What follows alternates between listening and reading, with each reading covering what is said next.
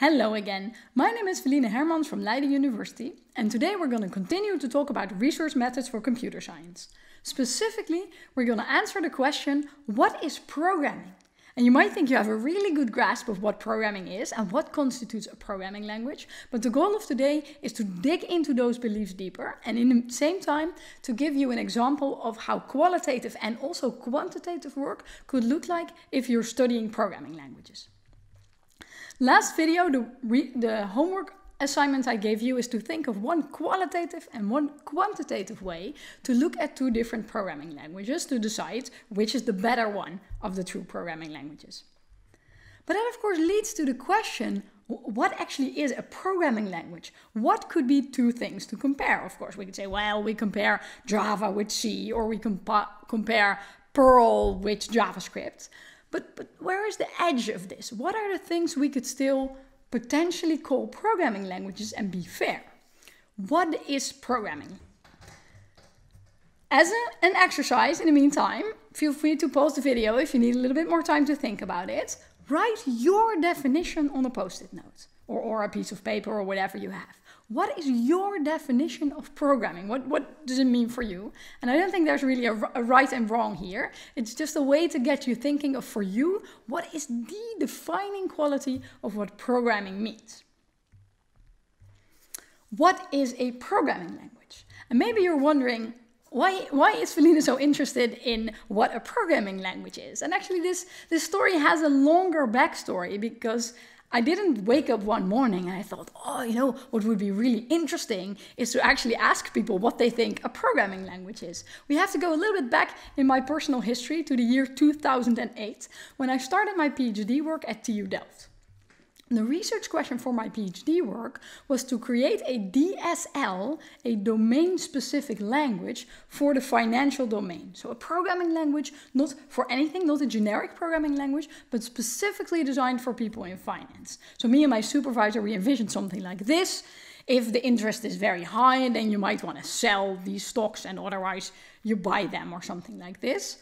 A language that was easy enough for people in finance to express themselves, such that they didn't need programmers for everything. Because of course, there aren't enough programmers to program everything that anyone needs. And also it can be really empowering for people to be able to create their own little programs. So I started my research at that point with an internship at a Dutch insurance company. And how I thought it was going to go down, this was when I just got my master's degree, so maybe I was a little young and naive then. I thought people would be happy. I thought they would say, oh, Felienne, help us. We really need your help to get something on the computers. We don't know how to program. But actually, it wasn't really like that. People within the insurance company, the non-programmers, people that weren't educated as programmers, they weren't trained as programmers, but also they weren't hired as programmers. They were like, we're fine. We don't think we actually need the programming language you could make for us. They were already programming. And this really, at this point, it blew my mind that people that weren't trained as programmers could program something. But they weren't programming, as you might think, in a traditional textual language. They weren't using a typed language. What they actually used was spreadsheets. This whole insurance company was ran on spreadsheets. Everyone used spreadsheets for personnel plannings and budgeting and risk assessment. Everything was just done in spreadsheets. So I went back to my supervisor. I was like, wow, I don't think they need a domain-specific language in finance. They have a domain-specific language in finance, and it's called Excel. It's this amazing programming system that they can all use. Really, I know people might laugh, because they often do if I say this, but I really say this without any irony. Excel or spreadsheets are really the best programming language that has ever existed in the history of programming languages. Think about it. Spreadsheets are such good programming tools that people don't know they're programming. And that's a very powerful thing. Like, imagine doing C++ by accident. Imagine coming into a company you work at and then this guy's like, oh, let me show you what I've built. I installed Eclipse on my machine. This was really easy, and I'm programming C++ because I just immediately knew where to get started. that would like never happen. But with spreadsheets, this can actually happen. It's quite easy to get started and to add layers and layers of complexity on top of your spreadsheet, even if you're not a trained programmer.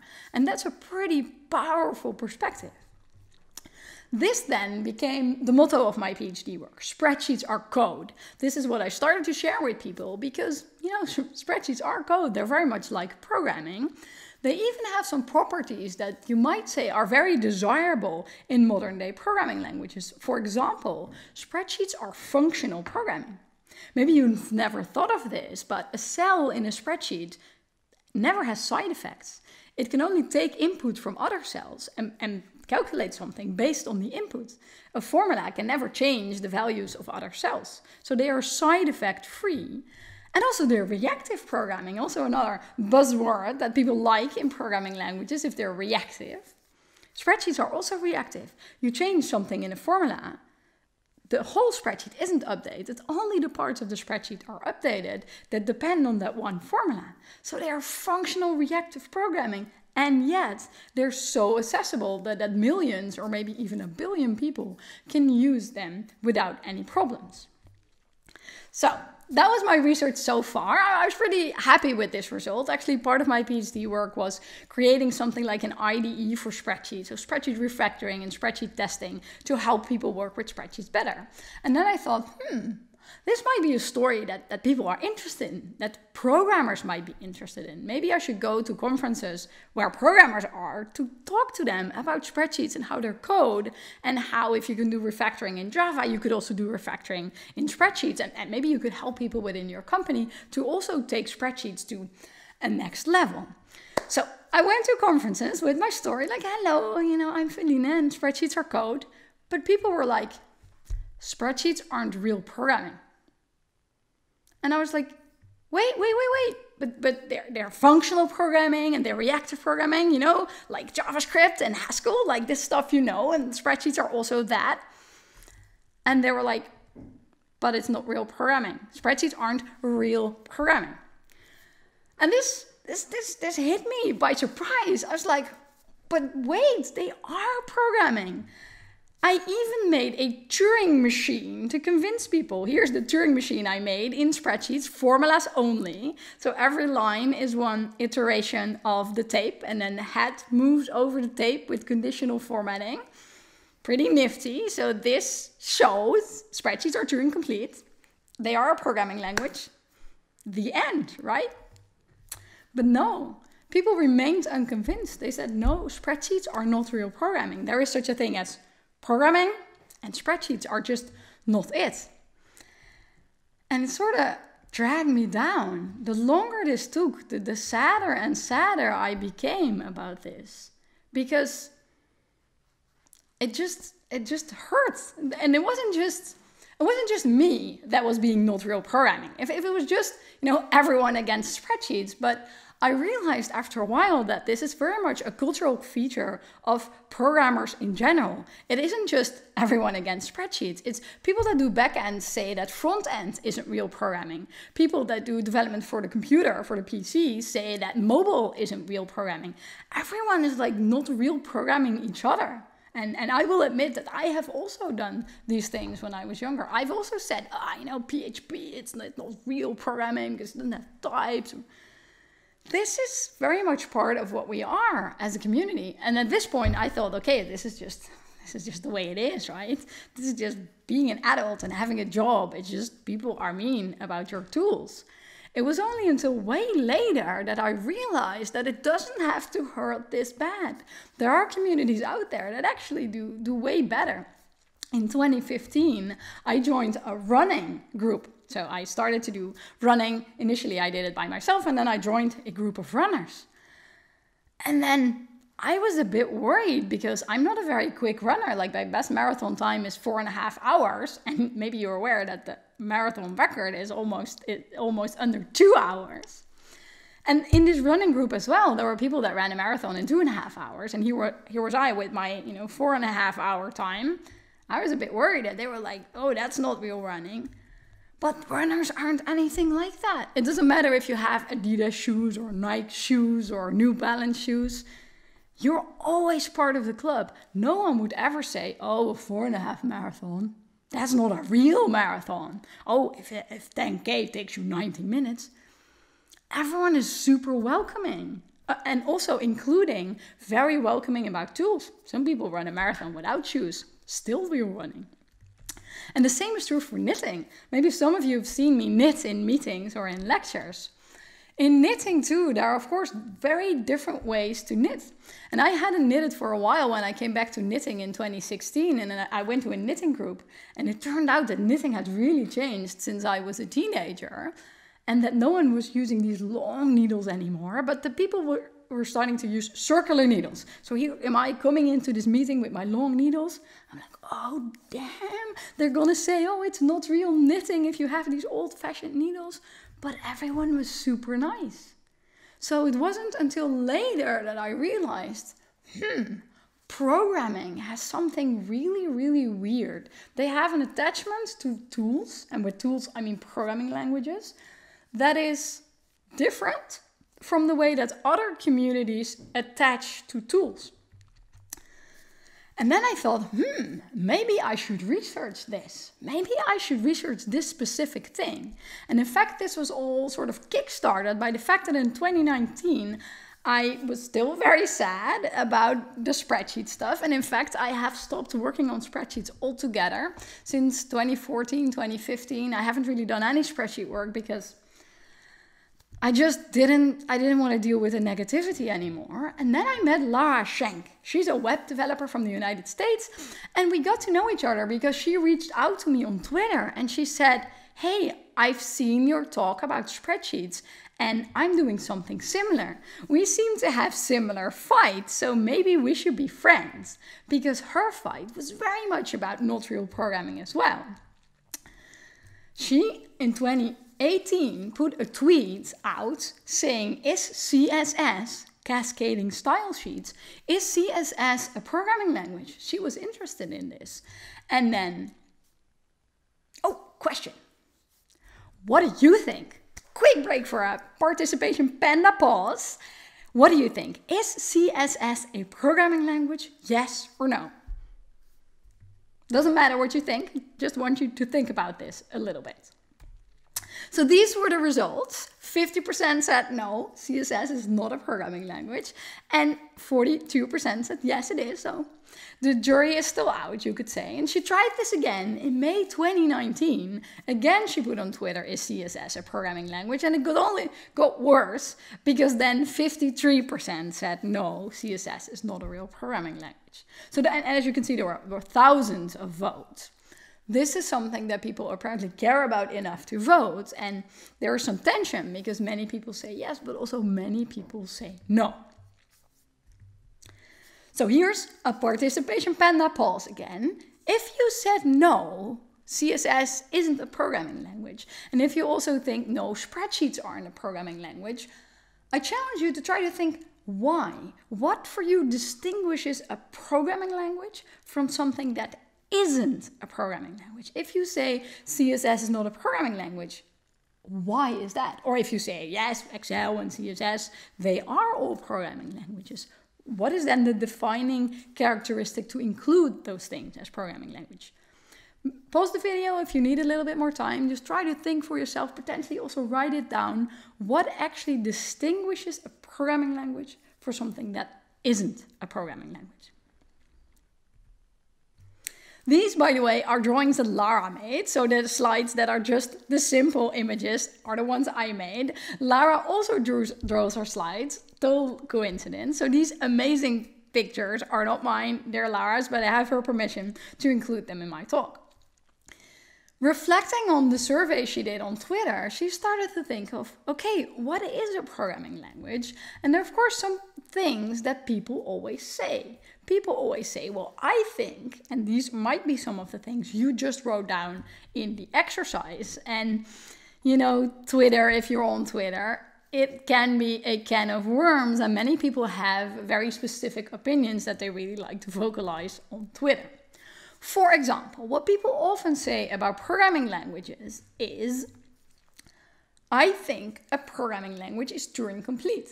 And this again might be something that you just wrote down on your notepad or on your post-it. A programming language should be Turing complete. And this is a valid statement. I'm definitely not saying programming language shouldn't be Turing complete. However, if you say my defining criteria is it should be Turing complete, that has some consequences that you might not be willing to accept. For example, HTML together with CSS and user input is Turing complete. And spreadsheets are Turing complete. So if you say it is a programming language if it's Turing complete, fair enough, but that does mean including CSS and Excel.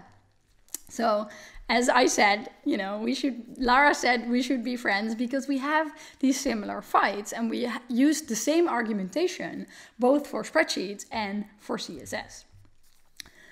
Also, some things of which you could clearly say they are not programming languages are also Turing complete. For example, the video game Pokemon Yellow is Turing complete, and so is the card game Magic the Gathering.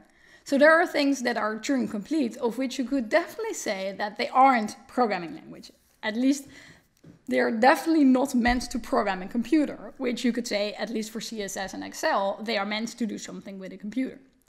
So having as your definition, it should be Turing complete, then includes things that might not absolutely be programming languages. So this is often the point where people are like, yeah, okay, Pokemon Yellow is not a programming language, so maybe Turing completeness isn't enough to define a programming language.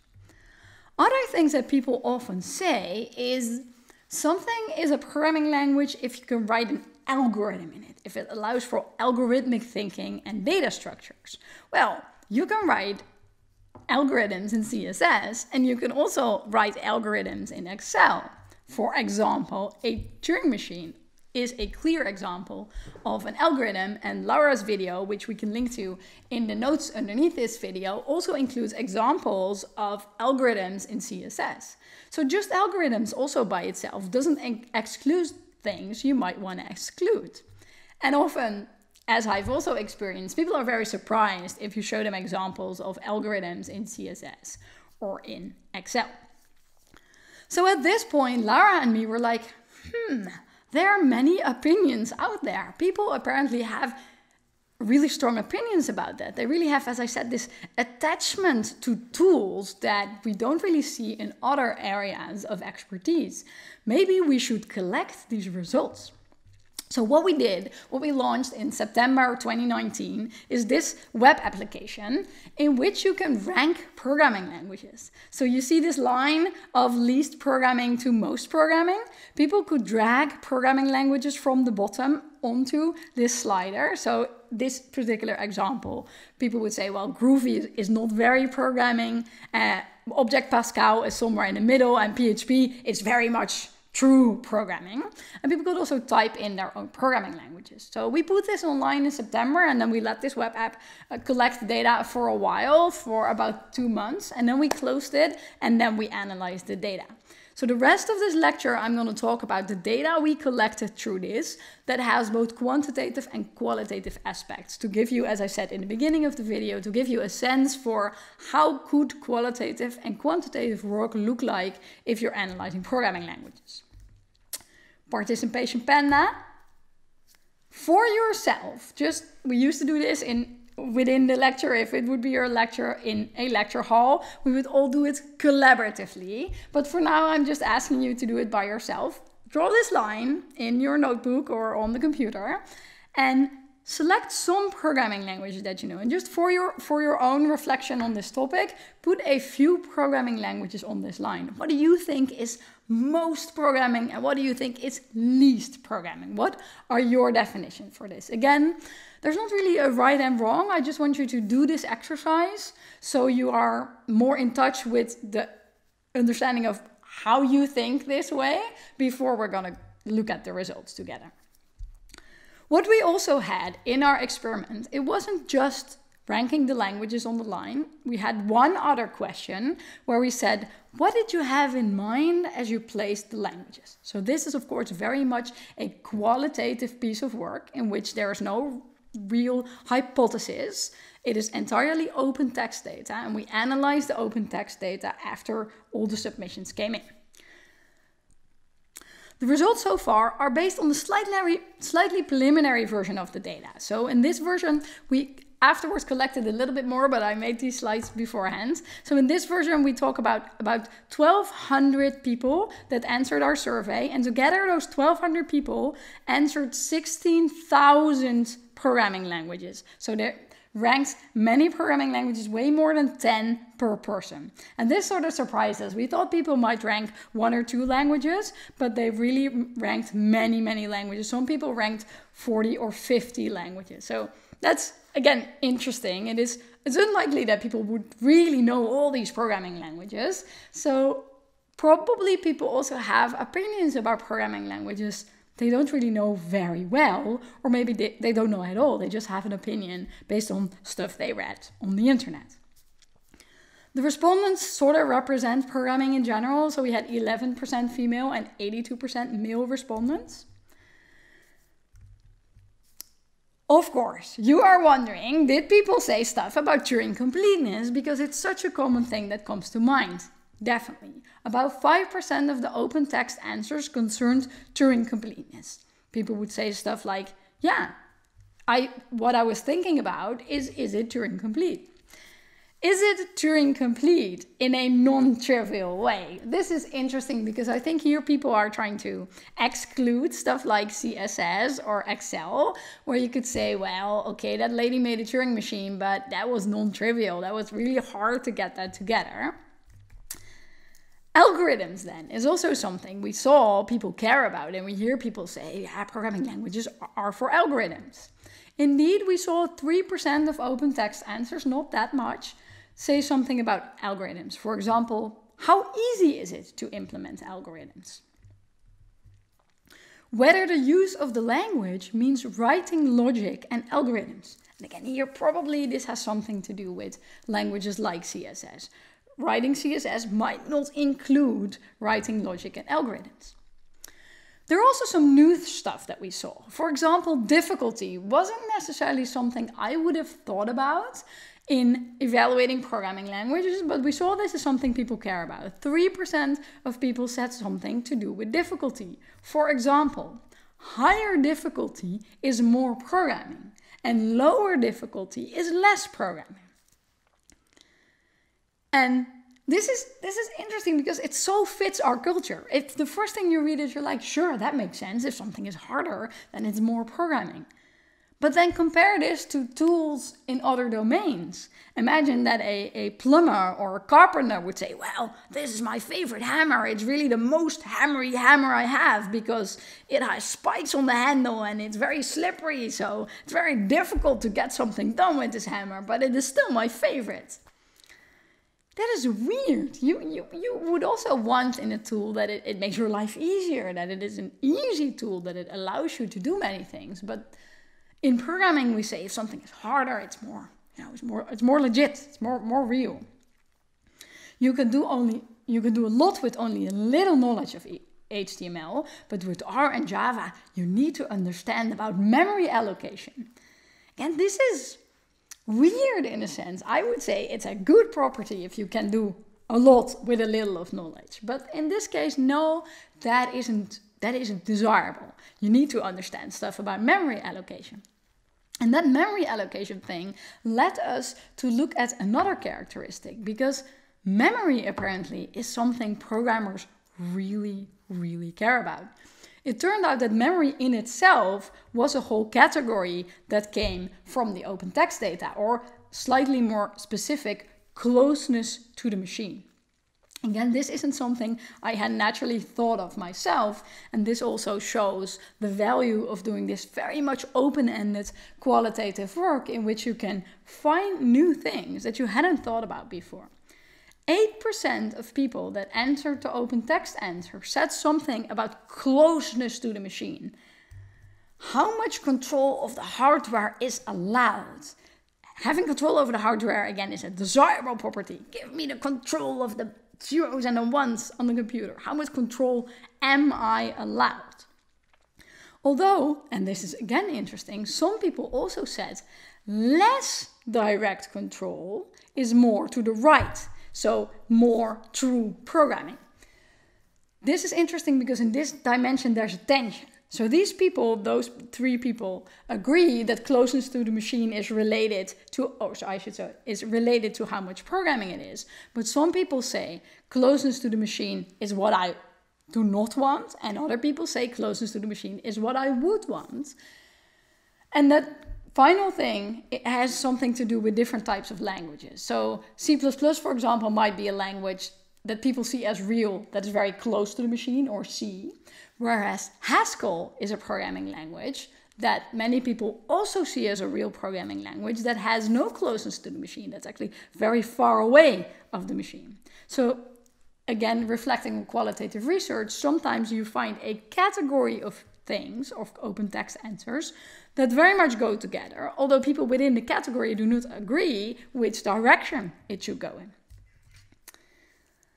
The Haskell thing, where I said you want to be far away from the machine so you can do a lot, relates to another category we found, expressive power.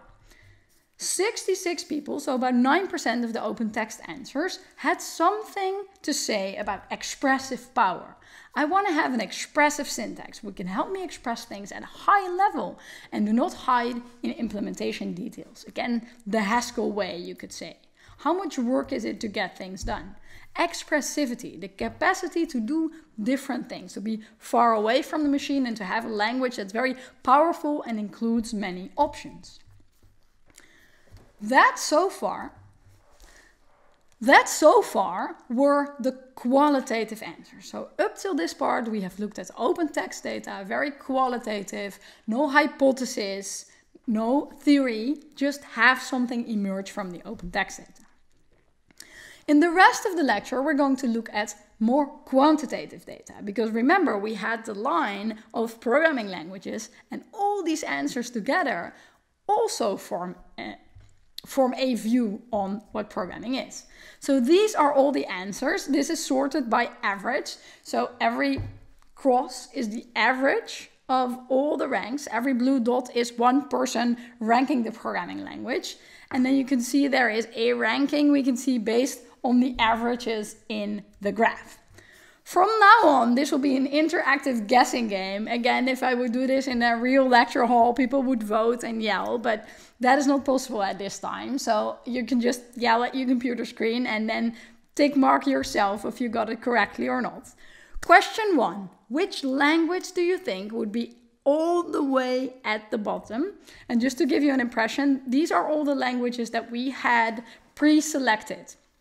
And these actually stem from the TIOBE Top 20, so the most popular languages somewhere half 2019. And we added a few languages that we were interested in, like XML and CSS and Excel.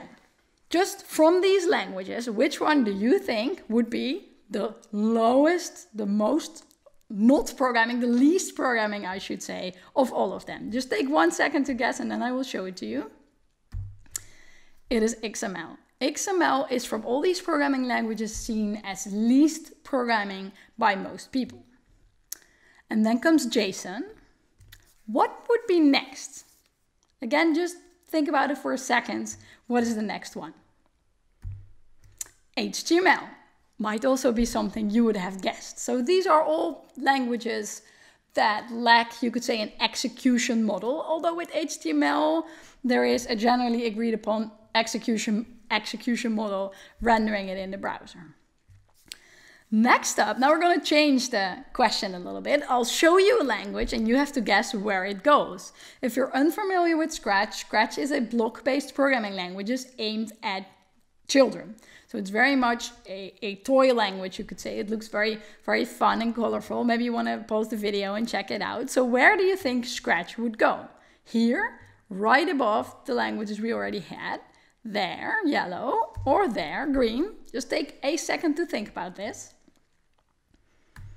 It is at the yellow line, and then below Scratch are SQL, Excel, and CSS.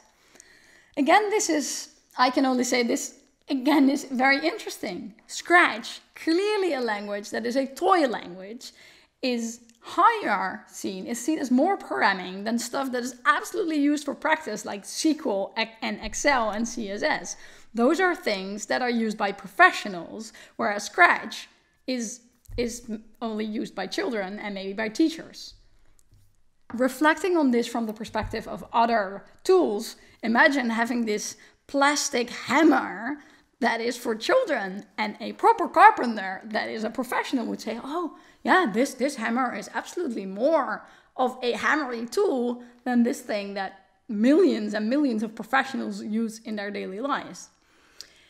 We think this says something about the culture, probably because Scratch does have some computational elements that people specifically see as needing to be part of programming, like loops and variables. Next up, Java. Where do you think Java would be? At the green arrow, the yellow arrow, or the red arrow? Just take a second again to think about it. It's the green arrow. So Java is pretty high in being seen as a real programming language. What about Perl? Would Perl be above Java or below Java? Just think about it for a sec. It is below Java. Perl, if you're unfamiliar with Perl, it's a bit like Python, but slightly older. It is a dynamic programming language, a scripting language, you could say. Then what about Python? Would Python be above Java or below Java? It is below Java. Also, it's very close to Perl, actually, which is interesting because also in terms of the syntax and the type of things Python can do, it's very much like Perl. This then is the full list. So what you see here is the C family is very high. C, C++, assembly, sort of a weird special language, and then C#, Objective-C. The C's are very much seen as real programming language, and then Swift, Java, Ruby, Pascal, Perl, etc. So there are some categories of languages that you can clearly see here, like the C family of languages, stuff that is meant more as data storage at the bottom.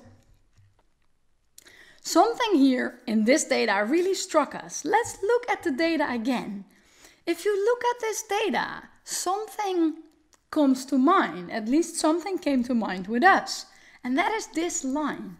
Everything above this line has a type system. And then there's Pascal, that is a bit weird because it's a very old language. Everything with a type system, apart from Pascal, is above this line. And then everything that lacks a type system is below this line. Ruby, Perl, Python, Groovy, JavaScript, PHP, they all lack a type system. So apparently, more real programming means having a type system, and less programming means lacking a type system. This is interesting because it is definitely something that you hear people say, that having a compiler, having a type system is something that contributes to the realness of a programming language. However, this wasn't answered in almost any of the open text answers.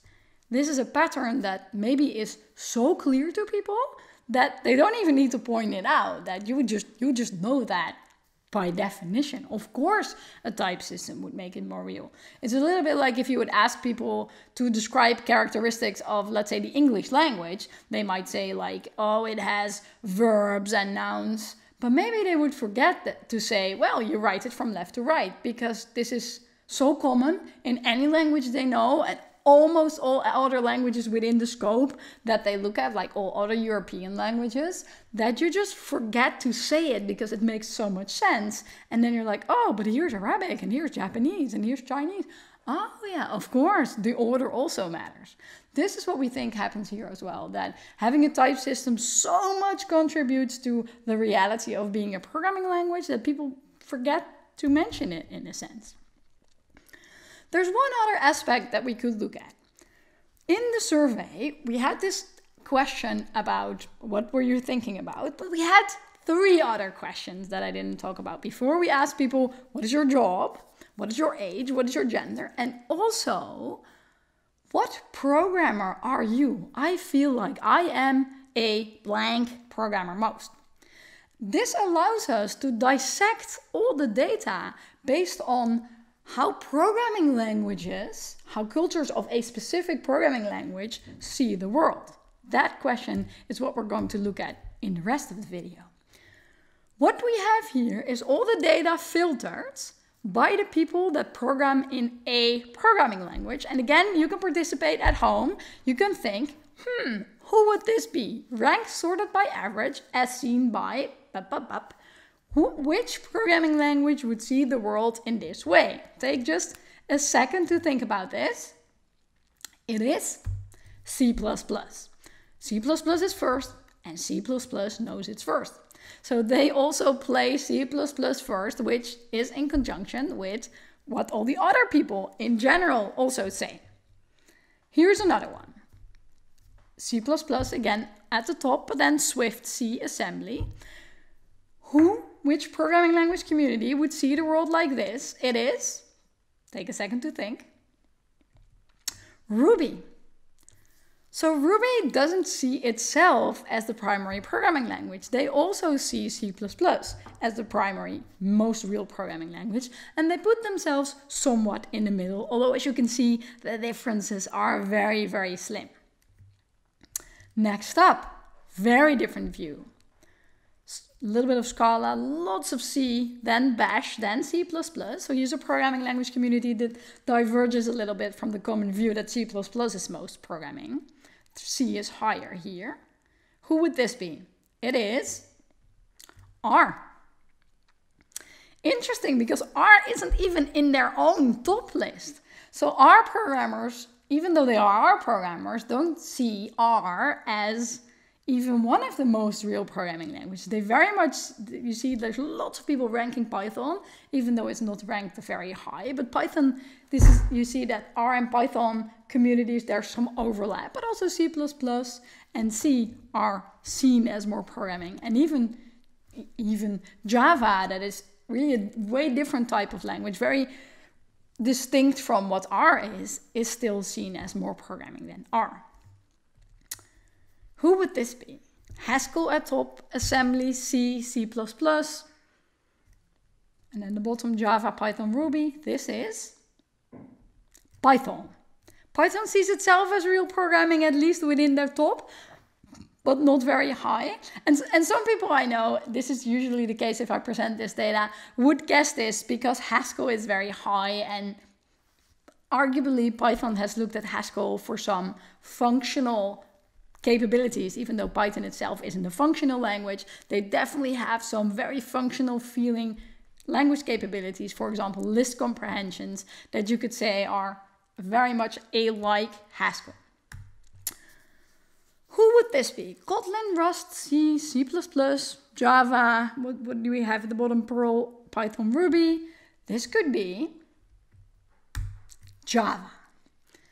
Again, people might guess this because Kotlin is high and Kotlin is on the same, also on the JVM. So it's in the same family type of programming language. That could be a way that you could guess this is Java. So Java sees itself as pretty high, but then not as high still as C and C++.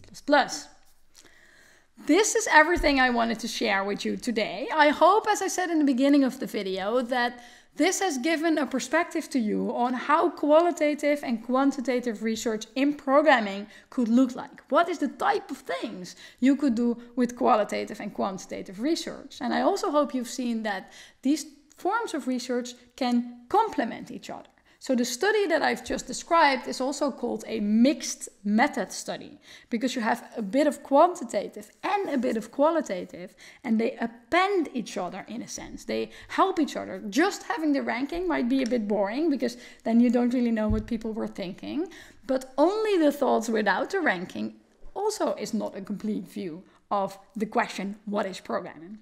So this is to give you an example of how the research methods could be executed, what type of knowledge you can gain from this, and also how the methods can complement each other. And I also hope that this helped you think about the question, what is a programming language? Why would we say that such and such is or isn't a programming language or isn't a real programming language?